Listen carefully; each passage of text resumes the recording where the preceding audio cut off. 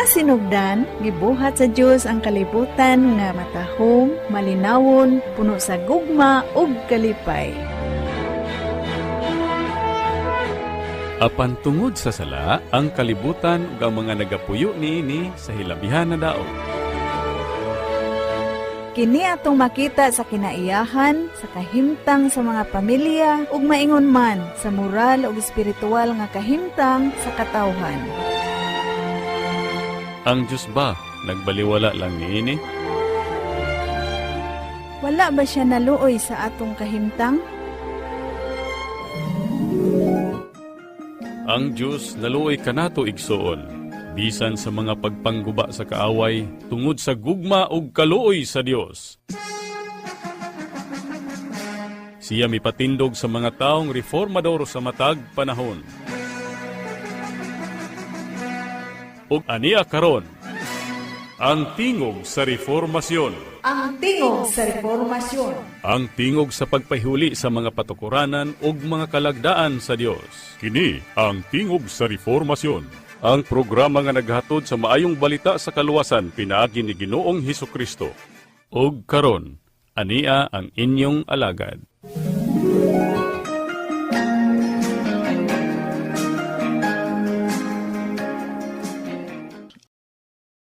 Kayo kanimo, Brother Leomar Silao.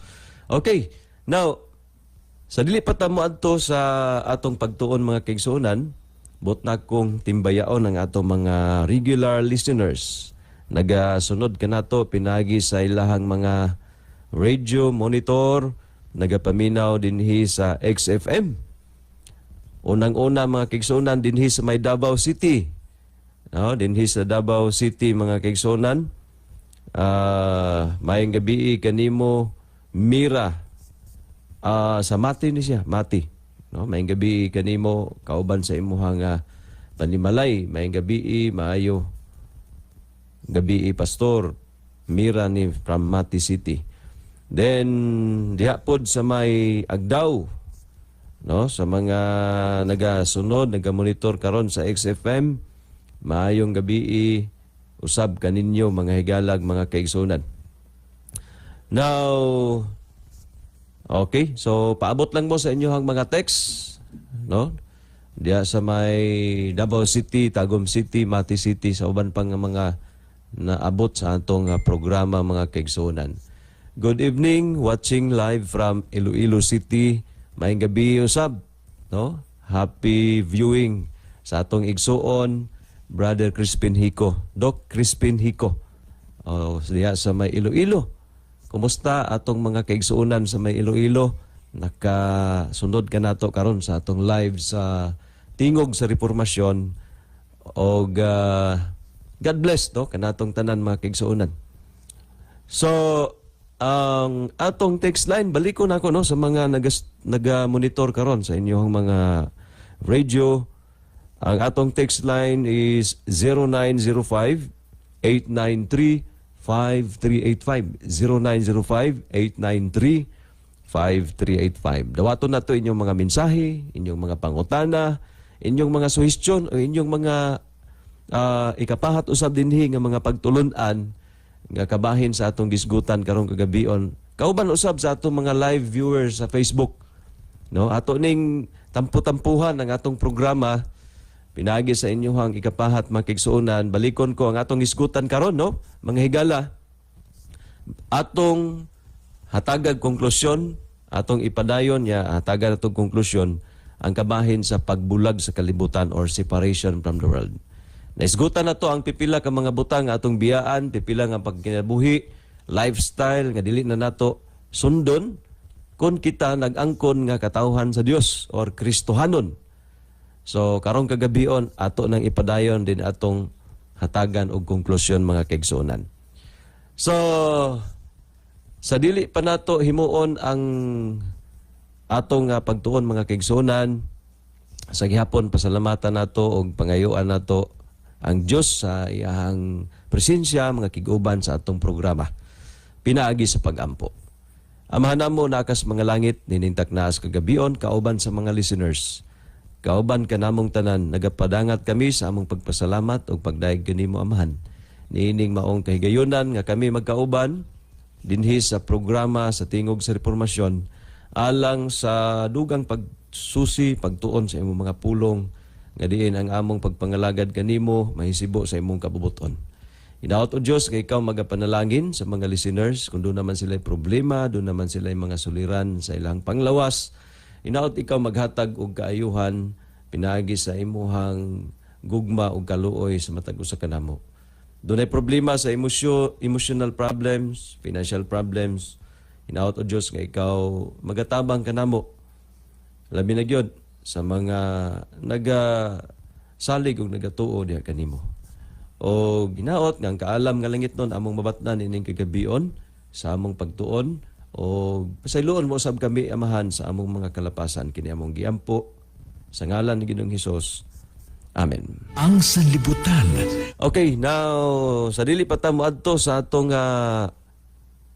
pagtuon, no? Atong dalitan kamo o ako kamong dalitan mga kaigsunan o awit, no? Nga mo dasig usab kaninyo, no? Kay ang awit mga kaigsunan usa kini ka mensahe usab nga ngayan nato nga hatagan og pagpamalandong luna sa atong kasing-kasing, sa atong mga panguna-una, kay daghan nga mga tao nga dali makasabot, dali makapamalandong sa mensahe nga pinaagi sa awit. So, atong paminawan mga kaigsuonan, ang awit nga naguluhan, gibiyaan niya ang langit. Naghulagway ni mga igsuon sa nahimo o gihimo sa atong Ginoong Hesukristo alang sa atong kaluwasan. Nga bisan ang langit, ang trono, ang pagkahari, iya kining gibiyaan, iya kining talikdan aron lang, no, nga kita makaambit gayod sa dakong gasa sa kaluwasan. So atong tagaan og luna ang mensahe sa awit nga naguluhan, gibiyaan niya ang langit.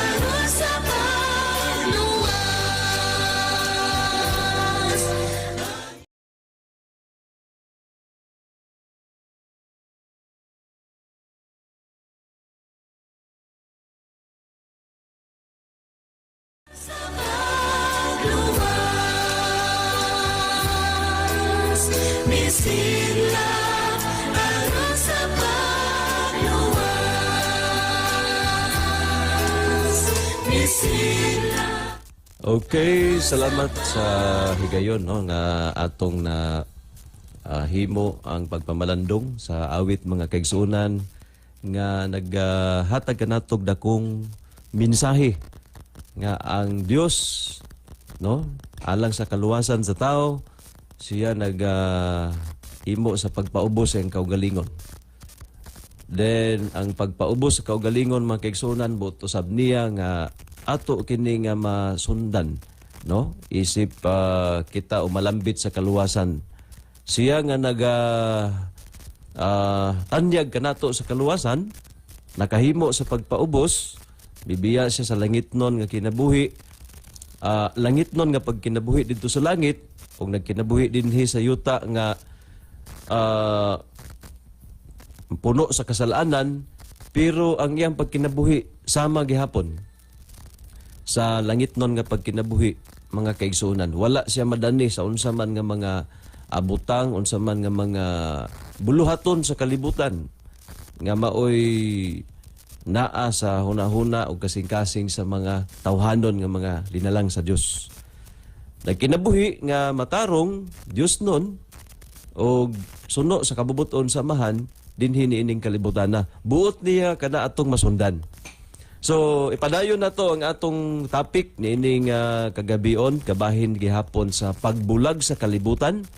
Then, ang atong ipadayon ag panghisgot mga kaigsuonan sa pagkinabuhi nga dinhi sa kalibutan pero dili mahimong haom o suno o uyon sa kalibutanon nga pagkinabuhi. Kay atong hingsayran nga mao kini ang kahulugan no ato na ning naisgutan atong ibalik pag-usab mga kaigsuonan pero sa dili pa dita moadto sa atong padayon sa pagtuon ang mga listeners nato sa radio na kamo sa inyong puloy-anan siguro kung bakante mapuslanon kayo mga igsuon ang pag-take note paglista sa mga kapitulo bersikulo nga atong paggamiton tungod kay mapahat usab na ninyo diha sa inyong puloy-anan, diha sa inyong gipasakupan nga iglesia. Labi na gyud kabahin niini mga kaigsuonan. I know nga bisan sa unsa nga sikta, unsa man nga grupo nga atong giapilan, padasig gyud ta sa atong mga kaubanan nga dili ta magpahiuyon sa kalibutan. Biblical man gyud na siya mga igsuon. Ang importante lang nga atong susihon pa og dugang no ato pang susihon sa balaang kasulatan unsa pa ang dapat natong talikdan kay kung magisgot ta og kalibutanon nga paggawi nga atong talikdan commonly makigsunan kanang mga bisyo kanang mga buhat nga dayag kaayo nga kalibutanon like for example pag apil og kanang mga magisgot ta makigsunan pag-apil og kanang mga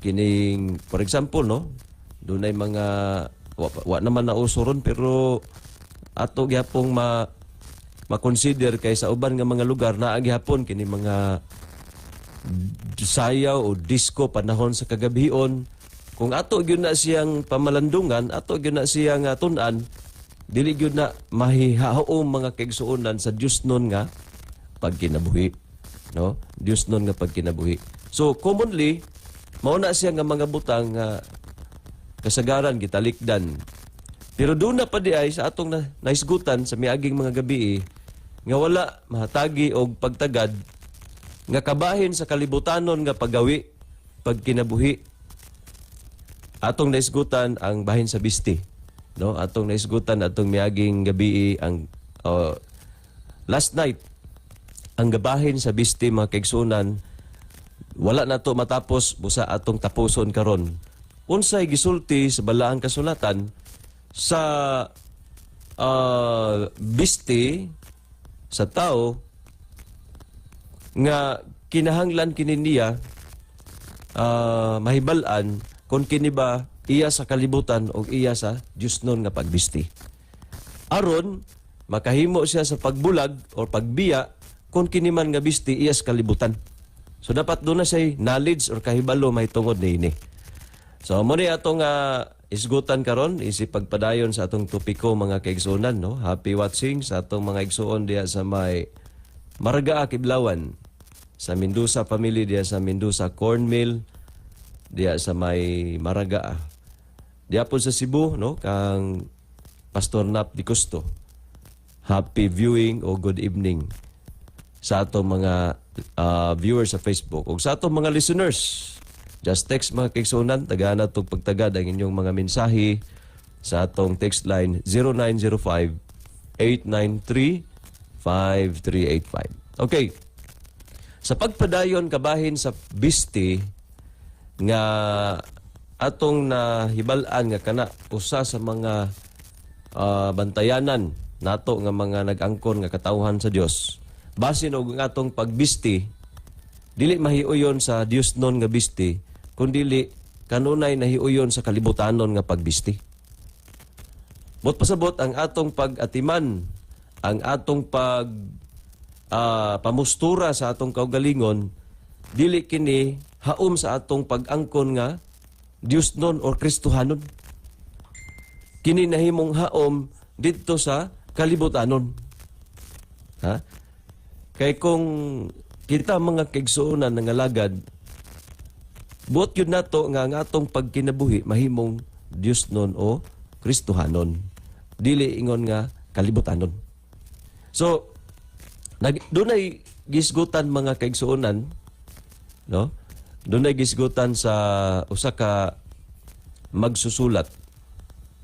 No? Dunay gisgutan sumala pa sa iyang gisulat. And ato ning hatagan pod og bersikulo nga kadugtong o kaharmonya niini. Matod pa, ang babae adunay nagauswag nga tendensya sa mga babae nga ang ilang mga bisti og panagway masulosama sa lain nga sikso o lain nga matang sa binuhat, no? But pasabot ngadto sa laki sulusama sa laing sikso taman sa mahimo og sa paghimo sa ilang bisti nga hilabihan kasama sa mga lalaki apan ang Dios namulong ni ana nga dulomtanan. Ang pangutana, tama ba kaning gisulti mga kaigsuonan nga kon ang babae magbisti og linalaki na bakas Biblia pod o tama ba ang giingon nga dulomtanan kini sa Dios? Or baliktaro na to ang lalaki kung magbisti og binabay sama pod nga paagi dulomtanan ba pod ni sa Dios? Kay kini dili Dios non nga pagbisti kun dili kini iya sa tawhanon o kalibutanon nga pagbisti. So atong basahon og sulay mga kaigsuonan ang gisulti sa Deuteronomio 22 versikulo 5. Sa Deuteronomio 22 versikulo 5 nag-ingon dinhi ang mga babae dili magsulob og bisti nga iya sa lalaki, ni ang lalaki magsulob og bisti nga iya sa babae, kay bisan kinsa nga magabuhat niining mga butanga dulomtanan kang Jehova nga imong Dios. So naaday mga igsoon, no? Naaday. Pero ang pagkasulti lang pagbisti og iya sa lalaki.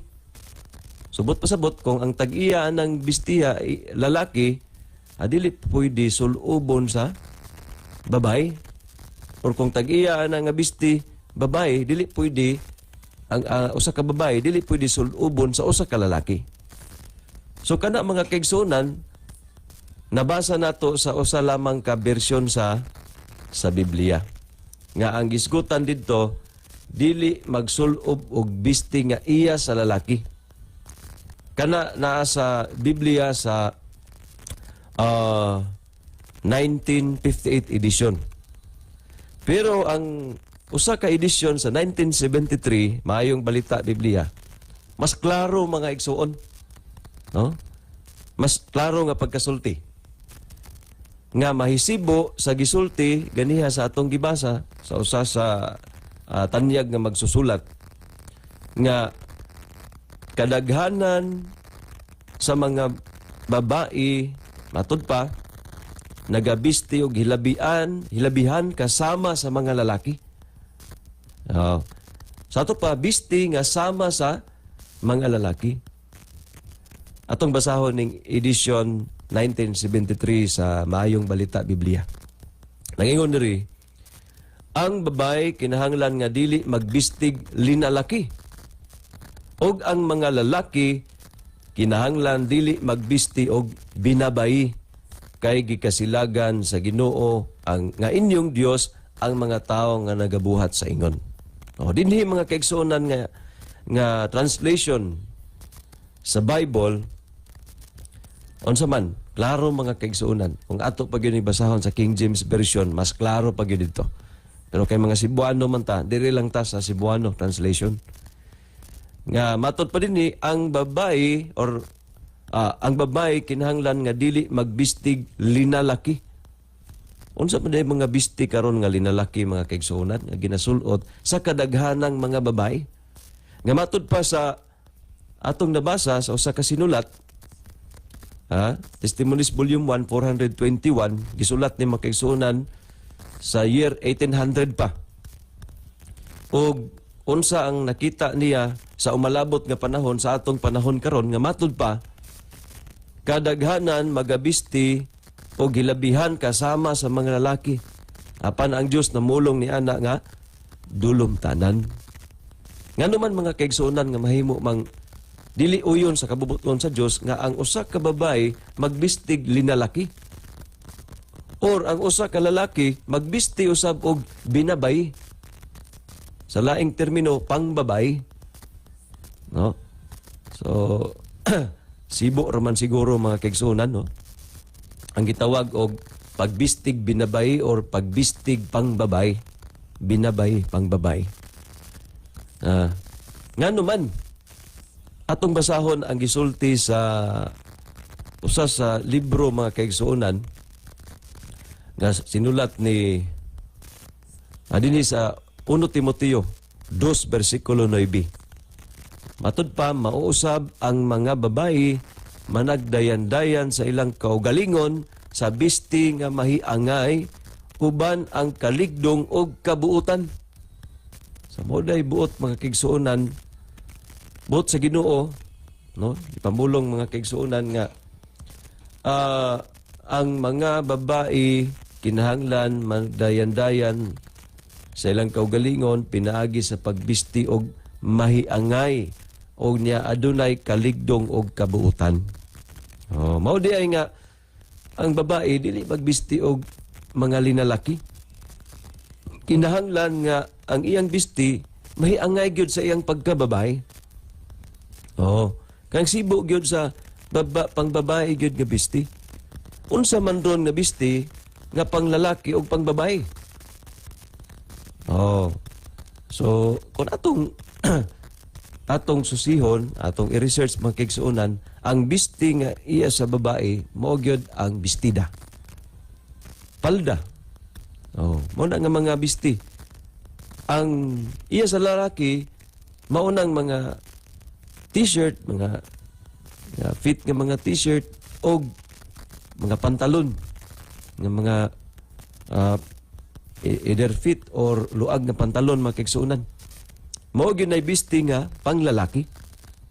Og ang mga bistida, palda, mao nay pangbabae. So ang lalaki dili magbisti og pangbabae. Og ang babae usab dili magbisti og panglalaki. So walay katarungan nga moingon nga dili man niya sa lalaki ang akong gibisti kay ako maning pinalit. Pero linalaki na nga bisti.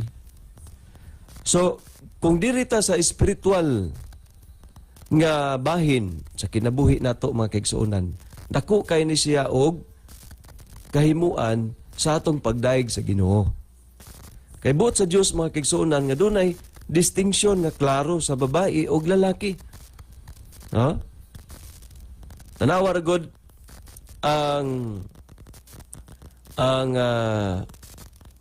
Hinesis mga kaigsuonan. Hinesis 1 versikulo 27. Ang Dios mga kaigsuonan naghimo sa tao. Siya ang dunay kasayuran o dunay gyoy plano alang sa tao. So nag-ingon ang usa ka sinulat, sukad sa sinugdan sa paglalang sa tawhanong rasa ang Dios nagbutang og kalainan tali sa lalaki ug babae. Ug buot siya nga kini nga kalainan kanunayon kanang makanunayon ba nga dunay gyoy kalainan nga siya lalaki, siya babae. Sa pagtan-aw palang daan, makita gyud nga adunay dakong kalainan. Matod pa ang Dios naglaraw nga adunay tin-aw nga kalainan tali sa bisti sa mga lalaki ug sa mga babae. Og naguna-una sa maong butang nga may igong importansya aron maghatag og tataw nga mga giya mahitungod niini. Kaya ang samang sinina nga sulubon sa duha ka sikso makahatag kini og kalibog og dakong pag-uswag sa krimen. Kung atong balansihon mga kaigsuonan, dunay kaning katinuoran ang gisulti.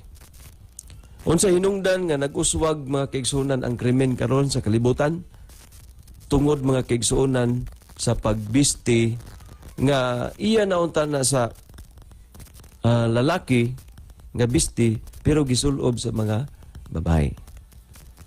For example, ang pagpantalon, ang tungod kay kung atong ibutang mga kaigsuonan, panglalaki gyud na siya. No? Unya ang pagbistida pang babae. Ang problema karon, bisag nagbistida ang mga kababayen-an, mao gyud po hinungdan nga naghatag og daotan nga impresyon sa huna-huna sa mga kalalakinan. So, unsang paagi mga kaigsuonan? Kung dili pod nato batnan ang ugdang og mahiuyon o mahiangay sa pagkadyusnon nga pagbisti, nga adunay kaligdong og kabuutan. Bisag pang babae pa na siya, bistida pa na siya, pero kung dili sundo nato ang gisulti sa 1 Timoteo 2 versikulo 9 nga dunay kaligdong og kabuutan unya bisti nga mahiangay. Sa usa ka Dios nun nga babae, dunay gyapon angay nato nga biyaan o angay nato nga usbon o reformahon ni anak nga bahin mga kaigsuonan. No? So take note mga higala og mga igsuon. Ang Biblia wala di ay nagkulang. Ang Biblia nasayod gyud ang pulong sa Dios, ang Dios nasayod gayud kung unsay angay nga kinabuhian, angay nga pagkinabuhi sa usa ka tawo bisan sa iyang pagbisti. Now, kung si Pablo presente pa sa atong panahon karon, buhi pa si Apostol Pablo sa atong panahon karon, unya naisako punta sa kang Apostol Pablo, daghan siyag mabadlungan sa atong panahon karon. Daghan siyag mabadlungan mga kaigsuonan. Particular si Apostol Pablo kung magisgot og pagbisti nga ugdang og dunay kaligdong. Mga sa lalaki man og sa mga kababayen-an. Kay balik ko na to ang pamulong ni Apostol Pablo, magbisti og magadayan-dayan sa kaugalingon sa bisti nga mahiangay og adunay kaligdong og kabuutan. So kung magbistida, dapat dili gyud mugbo kayo ang bablan ni. Unya mo create na kini og dili maayo nga panguna-una munang nag-uswag ang krimen. No? So kung nagsunod lang ang kadaghanan, mga kaigsuonan minus-minusan. Maminus-minusan mga kaigsuonan. Unya ang dugang pa mga igsuon, dili lang sa bisti. Nga matod pa ang lalaki di magbistig binabay ug ang babae di magbistig linalaki. Kay dili kini uyon sa kabubuton sa Dios nga nagisgutan diha nga dulumtanan. Dunay mga pundo karon, dunay mga grupo sa mga magtotoo nga ila gyud ning gisunod. Ugusan niini mga kaigsuonan kining gitawag og Seventh-day Adventist Reform Movement. No? Ikaduha kining mga kaigsuonan nato sa mga Pentecostal. Oh. Ang uban makita nako kining mga kaigsuonan nato sa mga itawag nagpaila sila sa Jehovah's Witness. Oh. Makita nato nga nagasunod usab niini nga pamaagi sa paghimaya sa atong Dios. Ngano man mo ni gisultis balaan kasulatan mga kaigsuonan. No?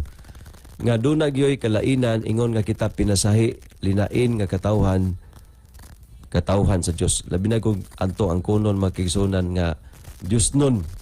No. Kay ang bisti nga mahiangay sa pagka-Dios nun, mao gid tong bisti nga ugdang. Mao tong bisti nga kung babae ka, pang babae gyud, unya kung lalaki ka, pang lalaki gyud ang imong bisti. Okay? Now, labot pa mga kaigsuonan, kining pagsimba na to. Oh, panahon nga kita mo simba, moduol tas Ginoo, dunay mabasa nato sa balaang kasulatan nga dapat adunay kini bang dakong pagtahod kung kita moduol ngadto sa Dios. Malalaki man ta og mababay. No, sa atong pagsimba dunay kaning dapat natong dress code. No, kung kita mo simba makigsunan ngani sa panahon ni Moses, sa dihang siya naa sa presensya sa Dios dito sa Mount Sinai. Sumala sa Exodus 3 versikulo 5, ngani gipahubo sa Dios ang iyang sandalyas mga igsoon. No? Matud pa didto, hubua ang imong sandalyas gikan sa imong mga tiil kay ang dapit nga imong gitindugan yuta nga balaan. So kung atong pakigtagbuan atong simbahon ang Dios, labi na yun sa atong panimbahon, doon na po tayo kinahanglan nga sundon mga kaigsuonan sa atong pagbisti. No? Dili kaya nga atong gisuroy, atong gitrabaho, unsa man nga mga common lang nga buluhaton sa atong uban nga mga adlaw, panahon po sa atong pagsimba, mao ra gyapon ang atong suoton. No? Pwede man na siya, mahimo man na siya, pero ang pangutana mga kaigsuonan, ato ba kahang mapasidunggan ang Dios kung ingon ana ang pamaagi sa atong bamisti or pagbisti panahon sa atong mga panimbahon. Ha? Kay ngani si Moses gipasidan-an sa Dios. Unya ang katawhang Israel sa diha nga sila gipahimo mga kaigsuonan og halaran, doon na instruksyon nga gihatag ang Dios ngadto kanila.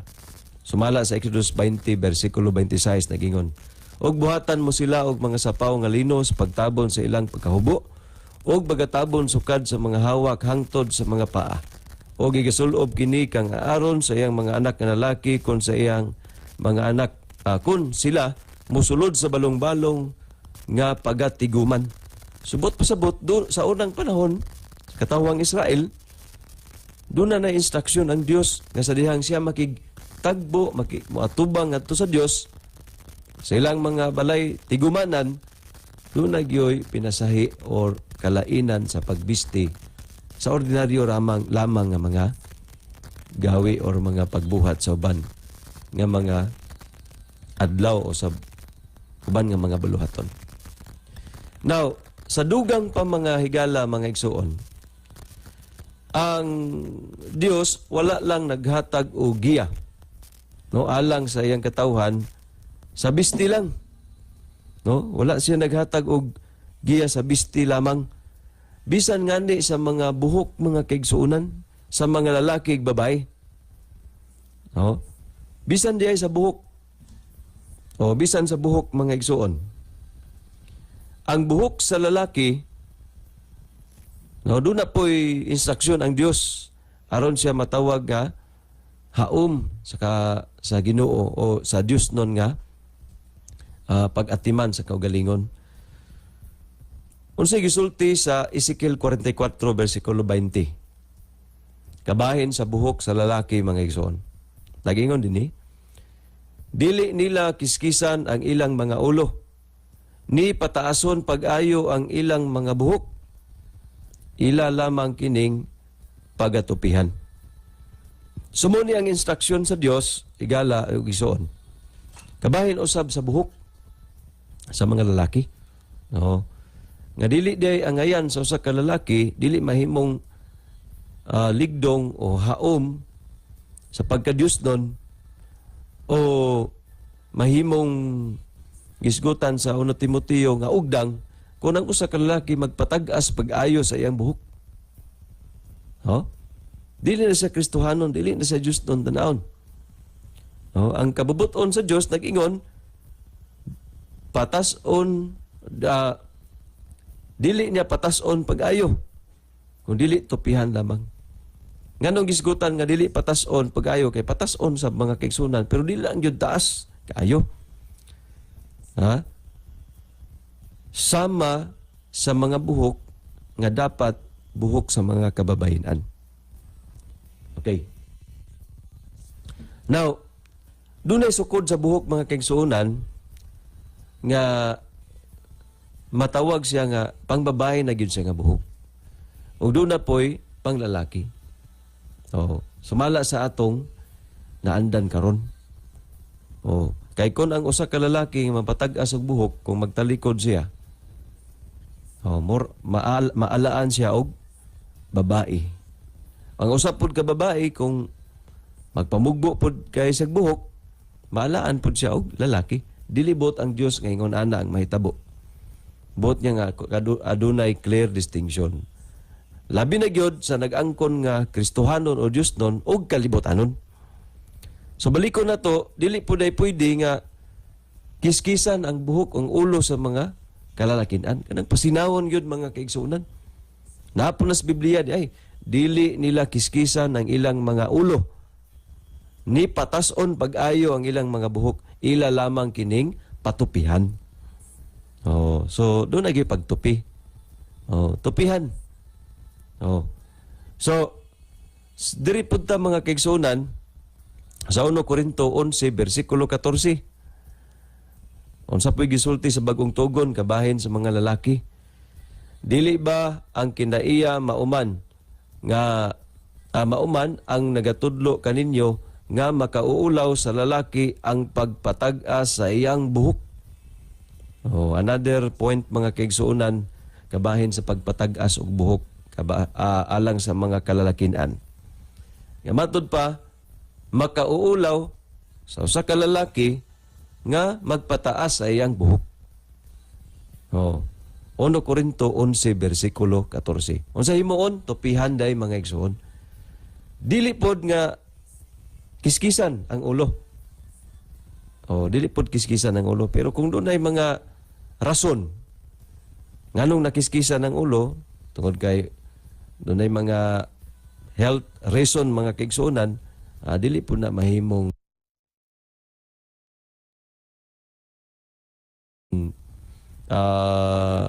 ma-judge na to tungod kay dunay rason, labi na gyud og health reason, dili kiskisan og dili pod patason ang buhok mga kaigsuonan. Now, kung diritas mga kababahinan, unsa pod ang gisulti? Kung kita buot nga mahiuyon sa kabuton sa Dios, kitang kamong mga kababahinan, kabahin sa inyong buhok nga matawag nga Dios nun, dili kalibutanon. 1 Corinto 11 mga bersikulo 13, 16 ngadto 15 ngadto 16. Dinhi pod gihisgutan mga igsuon nato, mga kigilaan nato nga mga kababayinan mahitungod sa inyong mga buhok. Sa bersikulo 13 nag-ingon, angay ba sa babae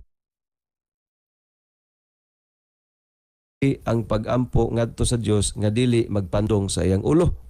So ang usa ka babae, angayan ba nga mag-ampo nga dili magpandong sa iyang ulo? Now, ang pagtahod sa Ginoo mga kaigsuonan, kinahanglan ang babae kung mag-ampo doon nagyoy pandong. Pero wa nagpasabot nga unsa ni klase nga pandong. Tila ba ni? Kay ngano sa bersikulo 15 nag-ingon, apan kon ang babay may buhok nga taas, kana usa ka himaya kaniya, kay ang buhok gihatag kaniya ingon nga igpapandong. No? So atong masabtan mga higala, mga kaigsunan, nga kung matubang day ang mga kababayin nato nga mga igsuon ngadto sa Ginoo, kinahanglan siya adunay buhok nga taas. Aron dili makauulaw kaniya ang pag-atubang nga walay pandong. So wala kini nagpasabot nga pandong nga tila. Unsang klase nga pandong? Kung dili nagpasabot kini, sumala sa versikulo 15, nga kung ang babae may buhok nga taas, kana usa ka himaya kaniya, kay ang buhok gihatag kaniya ingon nga igpapandong. So sa mga Kristohanon, nag-angkon nga katawhan sa Dios, nag-angkon nga Christian, dapat gyud sa mga kababayen-an dunay hataas nga buhok. Kay mao kana ang iyang pandong. Nganuman, versikulo 16, apan kung aduna may makiglalis bahin ni ini. Kung dunay makig-argue ka bahin ni ini nga punto, pahibalua siya nga ako og ang iglesia nga iya sa Dios wala magaila og batasan nga lahi ni ini. Subot pasabot ang iglesia sa Dios ang iyang katawhan, ang batasan mga kaigsuonan dili lahi ni ining gisulti ni Apostol Pablo mga igsuon nga ang mga babae dapat adunay hataas nga buhok. Ingon nga kini igpapandong nila mga igsuon. Pero ang lalaki, kung aduna siya taas nga buhok, makauulaw alang kaniya. Pero sa mga babae, ang buhok ipasabot din ang taas nga buhok iya gyud sa mga babae. Dili iya sa mga lalaki. Ang iya sa lalaki ang mubo nga buhok. Pero dili po itong kiniskisan. No? Dili po ang kiniskisan mga kaigsuonan nga buhok. So, mo ni mga kaigsuonan ang dapat klaro o atong nahibaluan kabahin sa pagkinabuhi nga Diyos nun ni ining kalibutan nga atong gipuy-an. Diyos nun, but pasabot, mahiuyon o nahiuyon kung unsa ang gihatag nga mga pasidaan sa Dios.